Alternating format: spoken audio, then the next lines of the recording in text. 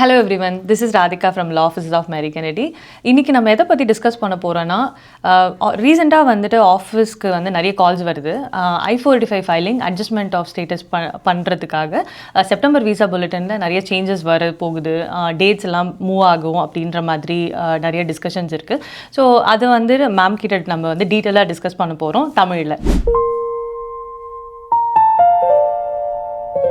Hi ma'am, September visa புல்லட்டினில் எந்த மாதிரியான ப்ரெடிக்ஷன்ஸை நம்ம எதிர்பார்க்கலாம்? அது கண்டிப்பாக வந்து September bulletin that's something that we are all waiting for. 50,000 to 60,000 visas recapture இருக்கும் கண்டிப்பாக. டெஃபினட்டாக there is going to be a moment, a very good moment for the Indian nationalities especially. நம்ம நிறைய விஷயங்கள் பேசிட்டோம்ல முன்னாடி, எதனால் நமக்கு வந்து அந்த அவைலபிலிட்டி இருக்குது அப்படின்னு பேக்லாக்ட் கண்ட்ரீஸில் சைனா அண்ட் இந்தியான்னு வரும்போது EB2 வந்து நம்ம எதிர்பார்க்காம லாஸ்ட் இயரில் வந்து it had a huge jump. அது வந்து இப்போ என்ன சொல்கிறாங்கன்னா வித்தின் த டர்னிஸ் வந்து whether it's the right datas அவங்க இதில் யூஸ் பண்ணியிருக்காங்களான்ற ஒரு கொஸ்டின் இருக்குது. But even if you look back right, EB1s வந்து நிறையவே எஸ்பெஷலி த EB1As அதில் வந்து 22 பார்த்தோன்னா நிறைய approvals till now there are lot more of approvals. இப்போ இவங்கெல்லாம் வந்து EB2 இருந்தவங்களாக இருப்பாங்க. So most of them would have been carrying the priority date of 2013, 14, 15 அந்த டைம் பீரியடில் இருந்தவங்கலாம் they are qualifying themselves for the EB1A. So அப்போது ஒரு க்ரீன் கார்டு வரும்போது the only one category gets அந்த விசா இதை தான் எடுத்து அவங்க அப்ரூவ் பண்ணுவாங்க. ஸோ அப்படி பார்க்கும்போது there are definitely more and more number should be available. ஆனால் டேட்டாஸை வந்து அவ்வளோ சீக்கிரமாக USCISஆல் ப்ராசஸ் பண்ணி நேவிகேட் பண்ண முடியுமா, அவங்களுக்கு அவைலபிளாக இருக்கிறது தான் ஒரு கொஸ்டின். பட் ஸ்டில் டெஃபினட்டாக EB3 is going to move forward, EB2 is also going to move forward.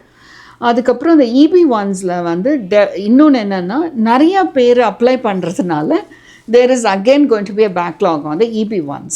ஏன்னா நிறைய பேர் அப்ளை பண்ணும்போது டெஃபினட்டாக அப்படி தானே அது மாதிரி இருக்கிறதுக்கான சான்சஸ் தான் இருக்குது.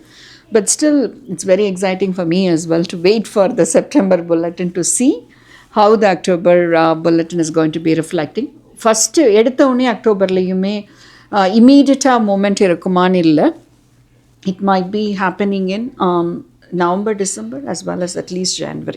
நீங்கள் சொல்கிறத பார்த்தோன்னா வந்துட்டு 2015 15 to 16 வரைக்குமே வந்துட்டு டேட்ஸ் மூவ் ஆகிறதுக்கு அண்ட் அட்லீஸ்ட் வந்துட்டு டேட் ஆஃப் ஃபைலிங்லேயாவது மூவ் ஆகிறதுக்கு சான்சஸ் இருக்குது. அப்போ அவங்க என்ன மாதிரி வந்துட்டு ப்ரிப்பேர் பண்ணிக்கணும் அவங்கள டாக்குமெண்ட் வைஸ்? ஆக்சுவலாக கண்டிப்பாக டேட் ஆஃப் ஃபைலிங்காவது மூவ் ஆகும் 2016 வரைக்கும் அப்படின்னு பார்க்கும்போது நம்ம டாக்குமெண்ட் வைஸ் நிறையவே நம்ம யூடியூப்பில் சொல்லிகிட்டே இருக்கோம். But in support of it again, I keep saying this, and also இப்போ நமக்கு வந்து இப்போ ரீசெண்டாக வந்த பாலிசி மெமோவில் வந்து there is no need for the RFE to be issued அப்படின்னு ஒரு க்ரைட்டீரியா வரும்போது all these has to be considered. So நீங்கள் வந்து நமக்கு ஒருவேளை இதெல்லாம் வந்து இத்தனை வருஷமாக நம்ம இருந்து even for us to revisit the checklist, to prepare the documentations in a very நிறைய ரிவ்யூஸ் பண்ணுறோம் ஒரு ஃபைலிங்க்கு முன்னாடியும், but still to be proactive, checklist gathering, we don't know what can be the reason for the rejections. அப்படி இருக்கும்போது to be even more prepared for it. இப்போ மெடிக்கல்லாம் வந்து it's not an option. Most of the clients say that இல்லை நான் file பண்ணிடுறேன் அப்புறம் medical, அதெல்லாம் முன்னாடி இருந்தது. இப்போ medical even it's a mandatory, அதுக்காக இப்போவே பண்ண முடியாது. அதே சமயம் ஃபார்ம் சேஞ்சஸ் ஆர் தேர். ஏன்னா பப்ளிக் சார்ஜ் ரூல் இப்போ ரீசெண்டாக வந்து செப்டம்பர் 18 வரப்போகுது. How the form changes, edition date changes, signature changes, இது எல்லாமே something that has to be prepared at the time after you know that you are ready to file for it. இப்போ இதுக்கும் நீங்கள் செப்டம்பருக்கும் உள்ள ஒரே ஒரு இதை நான் what I would strongly say is have your documents in place. Means ஒரு birth சர்டிஃபிகேட்டாக இருக்கணும். இது இல்லைன்னா நான் அவைலபிலிட்டி இருக்கா, அஃபிடவிட்ஸ் இருக்கா, அந்த டைமில் போயிட்டு நம்ம அஃபிடவிட்ஸை இந்தியாவிலேருந்து வாங்க போகிறேன், நான் அம்மா கிட்டேருந்து கேட்டு பார்க்குறேன், இது எதுவுமே இல்லாமல் டெஃபினட்டாக வந்து have everything ready. Check whether your passports are all valid, இல்லை வேறு ஏதாவது ஒரு ரெக்கமெண்ட் இருக்கா, அதுக்கு நீங்கள் என்ன பண்ணுறீங்க, இது எல்லாமே it's very very needed for you to be prepared இந்த மாதிரி document wise. Apart from that, what I would say is, travel ஏதாவது இருந்ததுன்னா, if you're in that priority date na, அந்த டைமில் travel avoid பண்ணுங்க, because you have a window only for 1 month. So நம்ம அது உள்ளார ப்ரிப்பேர் பண்ணி ஃபால் பண்ணி நீங்கள் வெளியில் போயிட்டீங்கன்னா திரும்ப உள்ளார வர்றது. ஸோ இந்த travel unless there is a need, travel avoid பண்ணுறதுமே it's something I would say. Okay, நான் பர்த் சர்டிஃபிகேட் பற்றி கேட்கணும்னு நினச்சேன், நீங்களே கவர் பண்ணிட்டீங்க. ஓகே, பர்த் சர்டிஃபிகேட்டில் எனக்கு ஒரு கொஸ்டின் இருக்குது மேம். கான்சுலேட்டில் வந்துட்டு ஒரு பர்த் சர்டிஃபிகேட் மாதிரி ஒரு கன்ஃபர்மேஷன் ஒரு டாக்குமெண்ட் கொடுக்குறாங்க. அது வந்து நிறைய நம்மளோட கிளைண்ட்ஸ் வந்துட்டு இது அக்செப்ட் பண்ணுவாங்களா அப்படின்னு அந்த கொஸ்டின்ஸ் வந்து ஓவராலாக இருக்குது. அது நீங்கள் எப்படி பார்க்குறீங்க? ஷூர். இப்போ பர்த் சர்டிஃபிகேட் வந்து இப்போது ரீசெண்டாக இப்போ நீங்கள் கான்சுலேட் போனீங்கன்னா அது வந்து ரீசென்ட்லி அப்டேட் டாக்குமெண்டேஷன். ஸோ அப்போ பார்க்கும்போது அதை விட உங்களுக்கு வந்து the stronger validity of a document will be 20 years older documents. உங்களோட டிசி இருக்குது இதுக்கு பதிலாக அப்படின்னா I would prefer that along with the transfer certificate and non-availability certificate இருக்குது உங்களோட place of birthல வந்து நீங்கள் அதை வந்து கொண்டு வரலாம். Along with that, some affidavits. It's definitely a valid documentation from the consulate. They'll go into the records and give it, but then that alone is not enough. Definitely அதுக்கு சப்போர்ட்டிவாக older documents, which means so the 20 years before documents are considered as ஏன்னா நீங்கள் அப்போ வந்து அதை fabricate பண்ண முடியாதுன்றதுனால that's a valid equivalent to that of a birth certificate document மாதிரி. So அதை மட்டும் we have to make sure you are able to get those. Okay, actually நம்மளோட ஆஃபீஸ்லேயுமே வந்துட்டு நம்ம நிறைய சப்போர்ட் பண்ணுறோம் அஃபிடவிட்ஸ் ப்ரிப்பேர் பண்ணுறதுக்கு. இப்போ நிறைய பேருக்கு பார்த்தீங்கன்னா பர்த் சர்டிஃபிகேட் இல்லை அப்படின்ற ஒரு இதில் இருக்கும் போது அவங்களுக்கு அஃபிடவிட்ஸும் நம்ம ப்ரிப்பேர் பண்ணி அவங்களுக்கு கொடுக்குறோம். ஸோ அதுவுமே நம்ம வியூவருக்கு சொல்லிடலாம். இப்போ வந்து பார்த்தீங்கன்னா அன்ஃபார்ச்சுனேட்டாக வந்துட்டு நிறைய பேருக்கு வந்துட்டு இந்த அரெஸ்ட், அந்த டிஒஐ இந்த மாதிரி கேசஸ்லாம் அவங்களுக்கு இருக்குது. ஸோ இவங்கெல்லாம் வந்துட்டு இந்த அட்ஜஸ்ட்மெண்ட் ஆஃப் ஸ்டேட்டஸ் பண்ணோன்னா எந்த மாதிரி அவங்கள ப்ரிப்பேர் பண்ணிக்கணும்? Definitely, that's a very valid question.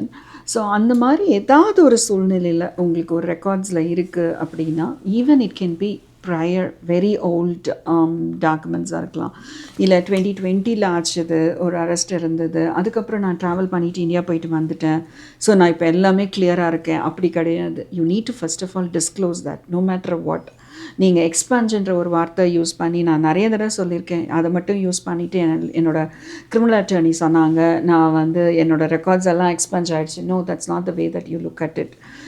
என்னென்னா நீங்கள் எப்போவுமே யுஎஸ்சிஐஎஸ் டிபார்ட்மெண்ட் ஆஃப் ஸ்டேட், அதாவது கான்சுலேட்ஸு, சிபிபி இவங்கக்கிட்ட எல்லா ரெக்கார்ட்ஸும் இருக்கும், இன் அண்ட் அவுட் நம்மளோட ரெக்கார்ட்ஸ் இருக்கும். ஸோ நீங்கள் டிஸ்க்ளோஸ் பண்ணி ரீகலெக்ட் பண்ணி டிஸ்க்ளோஸ் பண்ணணும். இது அதுக்காக ஸ்பீடிங் டிக்கெட்ஸ் எல்லாமே கிடையாது. Speeding tickets as long as you pay for it and that's fine. ஆனால் இந்த மாதிரி அரெஸ்ட்டுன்னு வரும்போது என்ன arrest disclosure is very important. On top of it உங்களோட அந்த கோர்ட் டாக்குமெண்ட்ஸ், அந்த சர்டிஃபைட் டிஸ்பொசிஷன் டாக்குமெண்ட்ஸ் வந்து கண்டிப்பாக வந்து you need to obtain from the court directly. அதை நீங்கள் இன்க்ளூட் பண்ணணும். அந்த டைமில் போய் நம்ம வந்து அதை தேடி கண்டுபிடிச்சி எடுத்துகிட்டு வரதை விட just keep it with you so that you can include it and talk to an attorney like in specific to this no matter what. ஒரே ஒரு தடவை டொமஸ்டிக் வயலன்ஸில் நான் போலீஸ் வந்தாங்க, நான் 911 கூப்பிட்டேன், ஆனால் பெருசாக நாங்கள் 2 பேரும் அப்புறம் சமாதானம் ஆகிட்டோம், அதெல்லாம் இருக்கட்டும். But just talk about your situation to a qualified attorney so that they can guide you, they can help you out in the preparation. இப்போது அதுவும் ரீசெண்டாக உங்களோட வீசா இது வந்து not only for the 485, I have to say this, எப்போ போகும்போது உங்களோட visa வேலிடாக இருக்கான்னு பார்த்துட்டு நீங்கள் ட்ராவல் பண்ணுறது it's also something I would definitely advise you to do it. So ma'am, இப்போ நிறைய பேர் நம்ம ஆஃபீஸ்க்கு கால் பண்ணிவிட்டு இப்போவே ஸ்டார்ட் பண்ணிவிடுங்க, என்னோடய 485 என்னோடய டேட்ஸ் வந்து கரண்ட்டில் வரதுக்கு சான்சஸ் இருக்குது அப்படின்னு சொல்கிறாங்க. ஸோ அதெல்லாம் எப்படி நம்ம நேவிகேட் பண்ணணும்? ஆக்சுவலாக நான் வந்து அதை வேண்டாம் தான் சொல்லுவேன். ஏன்னா நிறைய சேஞ்சஸ் வந்துகிட்டே இருக்குது. டெஃபினட்டாக வந்து we are always grateful for the trust that you have in us.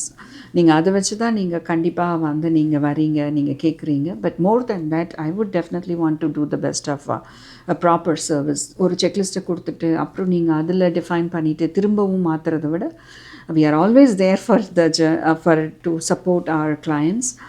Wait பண்ணுவோம், உங்களுக்கு க்ளோஸராக வரும்போது then we will do our best to support. So நம்ம சென்னையில் வந்து ஆஃபீஸ் ஓப்பன் பண்ணுறோம்.